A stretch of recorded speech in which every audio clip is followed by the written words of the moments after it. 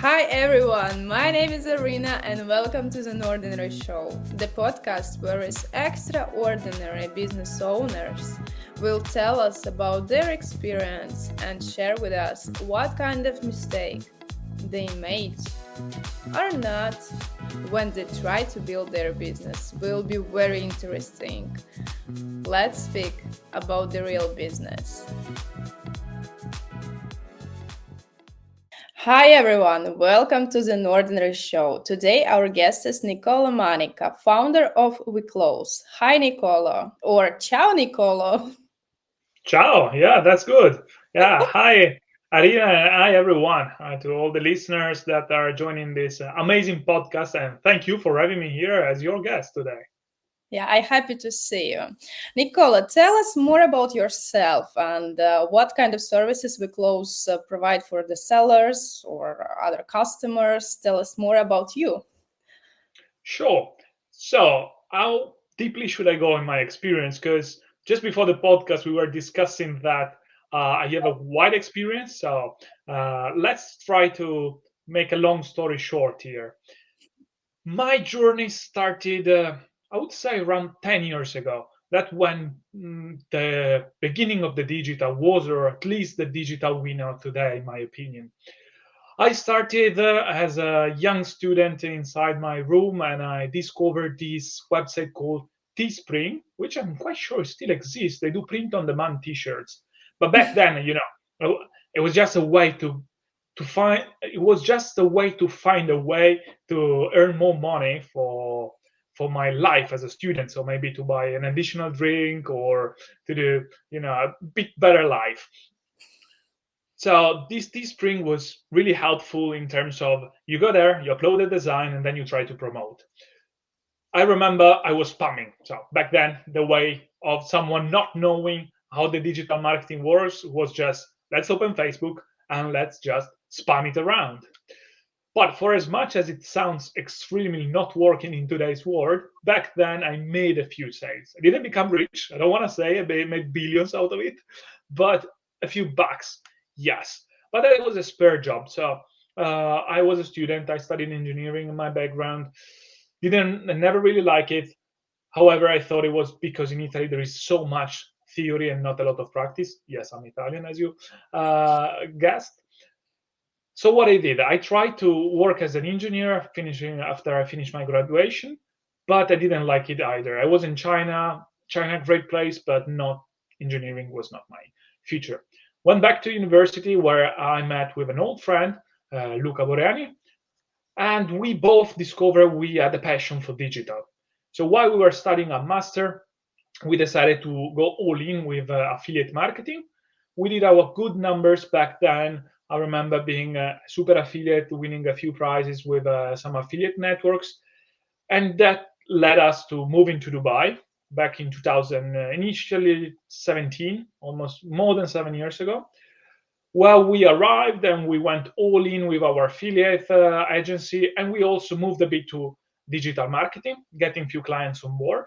An experience that lasted for a couple of years since at one point we sold our shares to our third business partner that joined a bit later.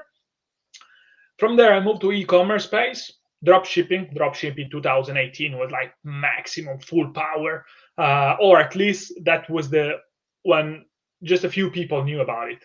So full power drop shipping, but I discovered creating a website was easy, acquiring traffic was easy, supply chain was not. So I even thought one day, should I speak Chinese to talk with these Chinese suppliers or what? So what to do? There was no solution back then. We decided to create one. The solution was UDropping, which is a Silicon Valley based company. We went there as no one. We got good investments on board. For example, Jason Calacanis or Sequoia Capital decided to invest on us, which led to a great opportunity. We have really seen a lot of things in these years in the e-commerce space. I've seen brands, I've seen e-commerce brands, I've seen really everything, drop shipping brands. I've seen a lot.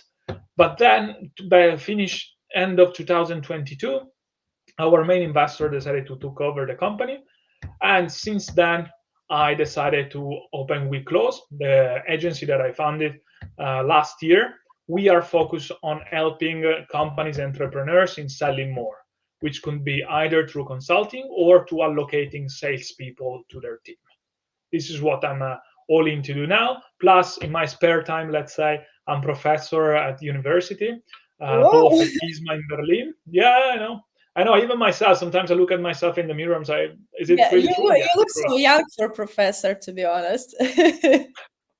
I know, but I've done that for the past 4 years. So I already have a few experience, and I'm doing for two university, one in Germany, Grenoble, one in France, Grenoble, and one in Germany, GISMA Business School. It's doesn't take a lot of my time, but I love to share what I know to people. That's also why I really happily accepted this invitation to this fantastic podcast. Amazing.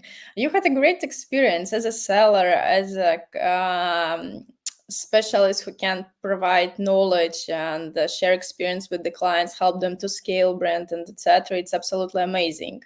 And I think we can take two topics for this podcast. A little bit about your seller's experience, because it's usually very interesting to the audience, and as a specialist who can help as a service providers. If we back at the very beginning at your e-commerce journey, not like sellers, because it's clear, your story is clear, but what inspired you to open the company and help other brands? Because I noticed that so many sellers during for some period they start to open some agencies or find some niche and share this knowledge. What inspired you especially?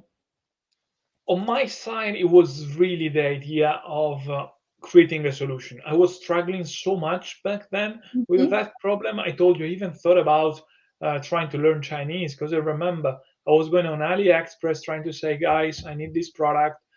We need to make better deliveries, whatever. And the guys just replied me in Chinese. And I'm like, did did what I say make any sense to you? Or like I understand that for them speaking English is not common. That's okay. I'm not here to judge or whatsoever.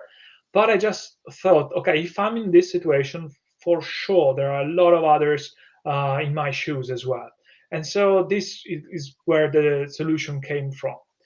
But of course, I also understand, as you said, there are a lot of entrepreneurs who just out of like cash business, like could be e-commerce, start to go in the agency direction or startup direction, which is something that I understand. But I always say it's kind of an harder way. Not really sure. Probably at one point people feel like the cash business is not really concrete, or it could be like an agency. I'm not really sure about that. But my advice would be, guys, as soon as you can monetize your e-commerce store or your affiliate journey, do it, because opening an agency is not easy. You will face new problems, new challenges. Uh, exactly. Try to focus on what you do best, and maybe have someone who have a huge experience doing the agency part. No, okay, got it. But if we speak about the challenges, I have two questions. First of all, with what challenges you faced as a seller is the first questions, because with every new speakers, as a sellers and agencies, I found new and new information, new challenges. I think it will be interesting for our audience. And the second question is, with which challenges you faced it as an agency owner? Yeah. So, challenges every day. It's really hard to think about one.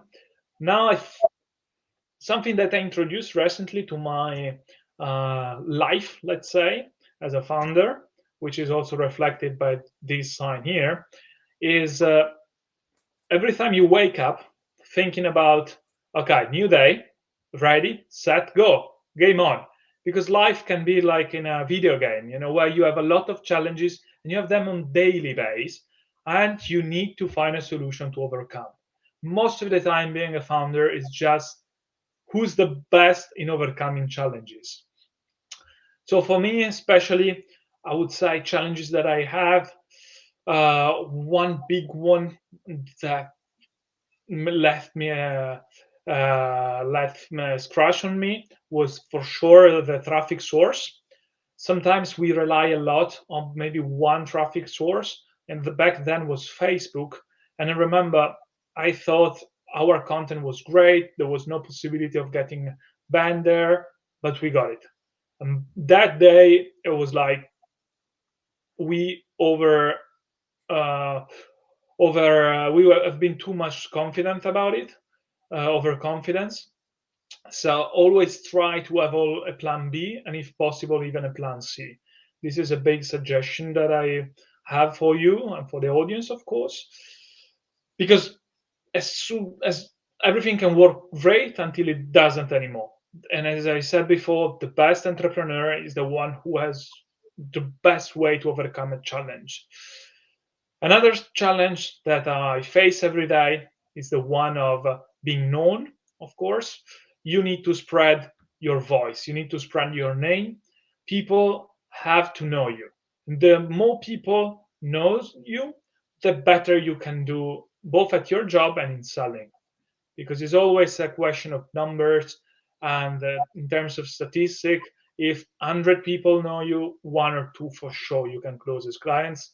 But if only 10 know you, then it's really harder. If 1,000 know you, easier. So try to really spread your voice, your brand. Try to be everywhere for as much as you can. I know it sounds tough, but you get an invitation, you go. Even if you're tired, you still go. You always show up every day until you don't feel like what you've created is solid enough for you to just focus on something else.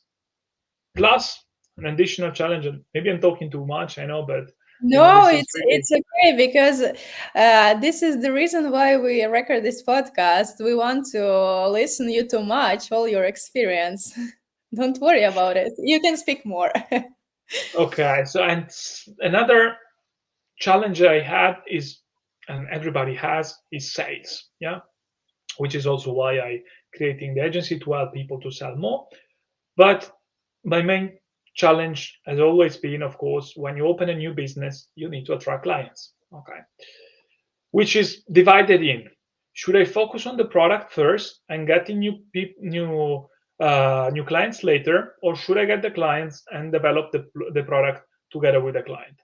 In my opinion, would be the second. So try to monetize as soon as possible. Sometimes don't wait until your product is perfect, your service is perfect, because otherwise it will never be the right moment to go live. There will be Absolutely. always something that you can make it better. Okay, yeah, the website can be a really bit better. I'm not sure. My service, I can add a new person or blah blah blah. Don't do it. The first, you need to monetize. Okay, you need to get the revenues on board. So go out. Sometimes better than perfect. Sometimes someone says fake it until you make it. I'm not really a believer of that, because you also would love to keep the client on the long term, because customers are really hard to get and you need to keep them on board. But try to go online, try to get your client as soon as possible, because that's really precious. You really need to do that. And second, you as a founder, initially you need to do the work of 100 people company. So you will move from sales to accounting to marketing to operation to, I don't know, whatever, and you know that. But Everything. Yeah. and that can be really overwhelming sometimes, some days. But try to do at least once every day, at least one task that allows you to get new money on board. So some, I call it hunting. Try to go hunting every day, which could be sending a few emails, could be having a call with a potential client, could be launching ads, could be whatever that can create you revenue. Because as I said before, revenues are going to be the key for you to establish a long-term business. Yes, you can work a lot on your service, which is incredibly important, I'm sure, but get those revenues on board. Don't focus too much on those activities that are not bringing money on board. Absolutely, absolutely. And it's a hard task, I think, for the new entrepreneur to filter what kind of activities is waste of time or what kind of activities it's about the revenue. I have a questions. um, can you share your experience? What was the worst investment for your experience and the best investment? It could be time, sales channels, people, or something like this. Can you share this experience? Sure, I'll share. But to go back to what you said before, I think I can offer a suggestion to the listeners. Yeah. What I do every morning, I mean, not every morning, let's not always share a thing, because otherwise people always listen to podcasts and say, oh, these guys are gods. They always, okay, yeah, I do most of my mornings. I write down the task of the day, and close to the task, I define if it's H for hunting, which means Mhm. I will try to get some revenues on board. As sustain. So if that task I'm doing is going to be to sustain my business on the long term, for example, new clients sustain, so it means I need to start delivering the service. P as plant, so what I'm doing today to plan for the future, to have things growing up for the future. And every day I look back to my task and I need to see some H over there. If I'm not hunting, then there's a problem. But then I hope that was helpful. Maybe someone can implement it. Yeah, of But good. course, of course. And I want to add this that I heard one, I think it's the best phrase. This phrase describe the business owner everyday work. Absolutely right, for my opinion. This business owner, it's about, it's not a creator. It's not, I don't know, sales manager or something like this. And so we delegate this work for another people, for our employee. Business owner, first of all, is the people who make a decision every day, every minute, every day, every week, every year, and etc. So many decisions. But because if the owner choose not right decision, it's bad for the business, and this is experience. And even back to my question about the best and worst investment, can you share this experience? I think it could be also like a seller side, but I think it will be more interesting like a business owner, the best and worst investment that you make as a business owner. So best investment, I think, is a short answer, is everything you can do to bring business on board. Okay, so Mhm. if it's going to a conference, it's paying the ticket for the conference. If it's going to a mastermind, it's paying for the mastermind. If it's ads, is ads. Everything that can be connected to revenue, that's a good investment. The worst investment for me, unfortunately, to say, is people. In every business I did, as long as you can be great in HR, you still will find people that, in a way or another, they will not keep up with your expectations, and it keeps happening to me.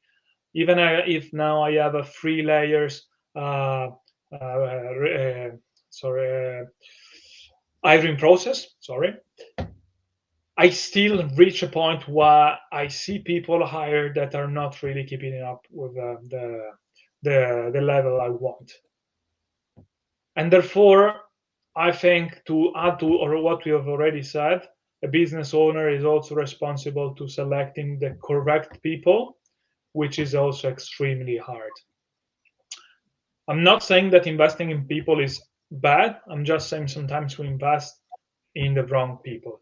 It's Yes, like in a relationship, in a love relationship, that you start dating, you invest a lot of time with someone, and then you discover that that person is not really aligned with you, and therefore you just feel like you lost a lot of time. That in the business is same. You really need to think, which also can be related to business partners, not just absolutely. with your employees. Sometimes before starting a business, because this is something also happened to me in the past, businesses that never really skyrocket or went everywhere, because then you look back and you see that the business partners were not really aligned on the goal. I had a really an experience in 2018. We created a company, me together with the other four founders. We did huge numbers in the first 2 months. We were advertisers back that we were selling e-commerce products to affiliates. And then we decided to open an office and to make the company bigger. However, as soon as we were sitting in the same room to decide the future, we understand that everyone has a different vision about the company future. There was someone there to play games, someone there just to become famous, someone there just to get a few money to spend on their shopping, for example. There was me that with idea of creating a long-term company, and therefore it was impossible to. At the end, we ended up just to everyone in on direction, and we closed the company. It was so bad, such a waste of Yeah. business, because there was such a business opportunity, but we probably discovered too late that we were not made to work within each other. So yeah. Yeah, absolutely. I agree with you. It's, I think, the best solution and the key of all our life is the people around us. People can inspire you, people can help you, motivate, and etc. And also, if we speak about the business, sometimes we waste so many time and money from the wrong people. And how I heard this phrase, but I agree with that. A good person, it's not a profession sometimes, and you always need to see the result as a business owner and see the result. It's good for your business. It's help you earn more money or not. True. Absolutely. Okay, I have also so tricky question for you because it's always most important and interesting part of my podcast. It's about the fuck ups. Okay. Can you tell Mel maybe two or three the biggest fuck ups for all your entrepreneur journey? As a Okay. sellers, as a business owners, I don't know, as a professor, uh, three biggest fuck ups. Three biggest. Okay, for sure. Uh, the biggest of them all, I would say, was during we were looking for, I think it was a seed round for our company, was 3 million US dollar to be raised in Silicon Valley. We we had a deal with our previous founder who was already covering 1.5 millions out of it. Yeah. However, the clause was we had to find the other 1.5. So we were covered for 50%, but we had to cover the other 50. And what the guy said was, guys, look for American investor. And we said, yeah, yeah, don't worry, don't worry. Well, we ended up, we found an investor from Amsterdam. So Amsterdam, not US, Amsterdam, Europe. We got in a conversation with him, and things, we were really aligned. There was a good talk. And the guy said, okay, let's move forward. So we did the due diligence, and everything was great. There was green light. But then he said, okay, however, we only invest at least $2 million. Therefore, 1.5 is not enough. So we said, okay, but we are not going to raise to 4 millions. So the guy said, okay, what if I try to buy your previous investor? So we said, okay. The guy goes and starts a negotiation, and during this time, a lot of months have passed. Negotiation goes on. At the end, like 12 months in, but the negotiation finally stops. They find a deal, and the guy says, okay, now it's time. We do it.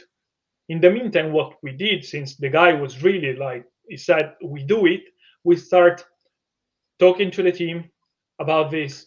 We start promising things like higher salary. We got a new office. I mean, it was green light. It was just a question of time. And then, like, we even signed the terms, so everything was even on paper. And then the guy said, "Okay, give me a week, and I come back with the money."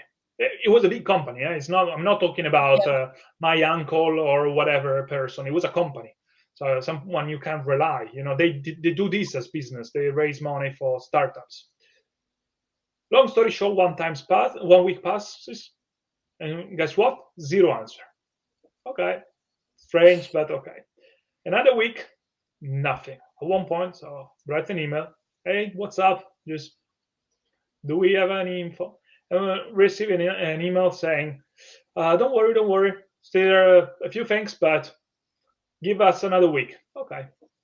Another week passes, and I received what I still remember as the worst email of my life, and it was the title was "Some Unfortunate News from Us." In the email, it was written, "Sorry guys, we didn't find the money from our own investors, so that's it. We don't do it." So you're like, what? So I spoke with all my employees about this. I promised everyone raises. I got a new office already, rented, everything. Everything, yeah. And that was terrible. And I went back to the American investors to say, the guy just had cold feet the last minute. And the guy said, what did I tell you about the European investor? Didn't I tell you to just go with the Americans? Because always like this. So this was a really big fucked up. Probably not really listening completely to someone with more experience, or at least believing the wrong person. It really affected me, both in terms of having a lot of trust in the person that was already promised us money, and plus I lost face with my employees and with everyone that I spoke with. At the end, we made it up in another way. We still made it, but still, that was really tough. Which led me to another fact up, which is connected to focus.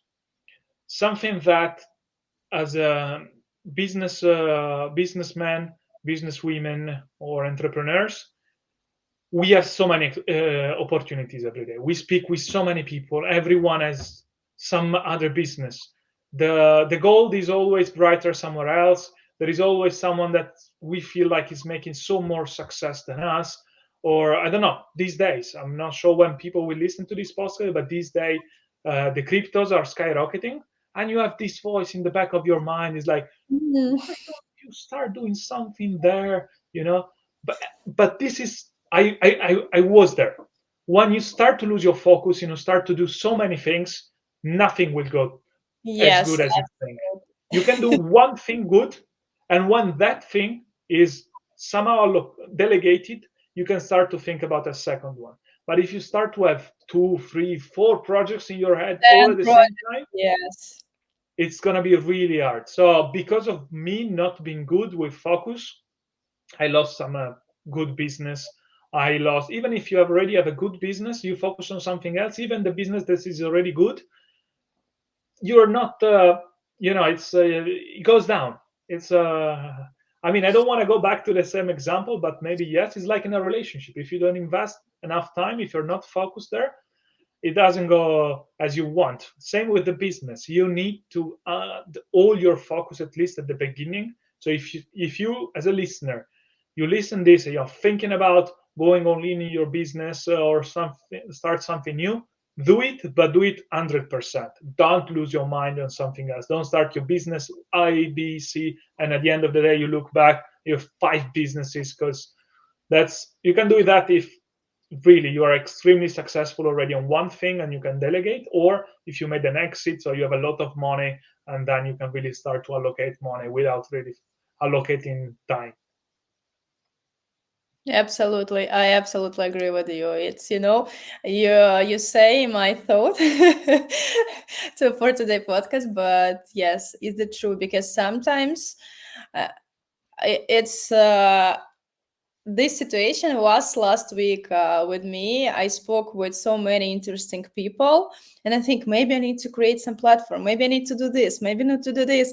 And after all of this conversation with my close partners and friends, they told me, Arina, stop.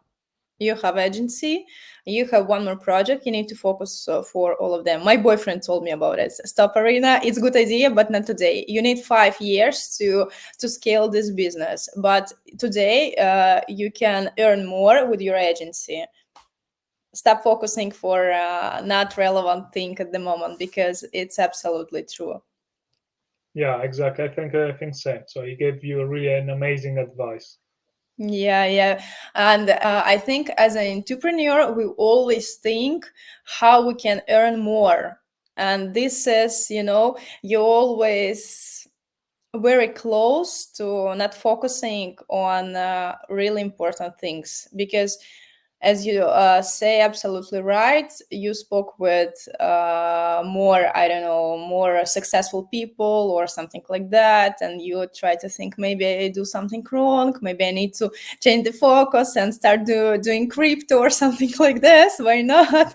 But it's not. Sometimes it works for some people, but It's rare. 99%, this is not a good choice.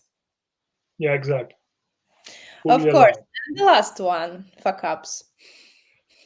Last fuck ups is um, not speaking clearly before doing something. So you need to bring on the table whatever you have in mind. For example, you want to start a new project, but you don't you don't have the entire day to work on it. Say it first. Don't say, ah, yeah, I'll not say, it will come out later, it's going to be another Mm, conversation. maybe, No, maybe. exactly. No, be honest immediately. Just sit down and align your expectations, align what you can bring on the table, and really see if this is exactly what you want or not. Because this happened to me is a big fucked up. I didn't say fully what I had in mind for that project, or other people didn't really tell me, okay, we can bring to the table this, this, and that. So I enter in something Mhm. expecting the other person to do something. The other person didn't do that, which led immediately to internal fights, or worse than a fight, it's an internal problem you have. For example, you think your business partner, or I don't know, your whatever it can be, is not doing a great job, but you don't even say it. So everyone is really upset inside with the other person. Terrible. It's not going to work. The business is not going to Mm. work. You are not going to be energetic. You need the full energy. You need full optimism. You really need to be enthusiastic about your business. But if you have problems internally, they will be faced into your daily operation and your daily business.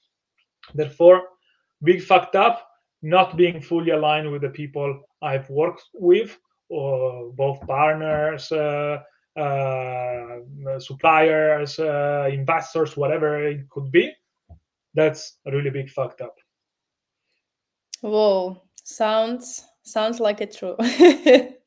Okay, Nicola, thank you so much that you're sharing your experience. I'm sure it's very useful content for our audience. And at the end of our podcast, can you give some one recommendation for people who just start, or sometimes when you start your business, you have some troubles and you stopped, you don't have a motivation. Maybe you have some life hack that help you don't stop and stay in focus. Yeah, I would say this one, the one I said at the beginning. So think about your day as like a video game. There are going to be challenges. You have your player. Your player is you. You need to overcome those challenges every day. It's not just you yourself listening. Is for everyone. Is like this. For me, for you, for I don't know, Elon Musk, whatever it is. Everyone has his own challenge. The best entrepreneur is the one who's able to overcome those challenges every day, always showing up. So try, especially if you think you're really close to give up, try to get together with other entrepreneurs, because for sure you will see that you're just one of many. You just need to give another bit more and a bit more and a bit more, and I'm sure success is there. Success is there for all the people who dare to keep going. Yeah, absolutely. Thank you so much, Nicola, for this podcast. Hope Thank see you. you Thank you. very soon for the next podcast, and maybe next time you will share more deeply some interesting information. But I'm happy to see you today on our podcast, and thank you so much for your time. Thank you very much. Thank you for having me here, and I had a great time. Thank you. Thank you. Bye bye. Bye.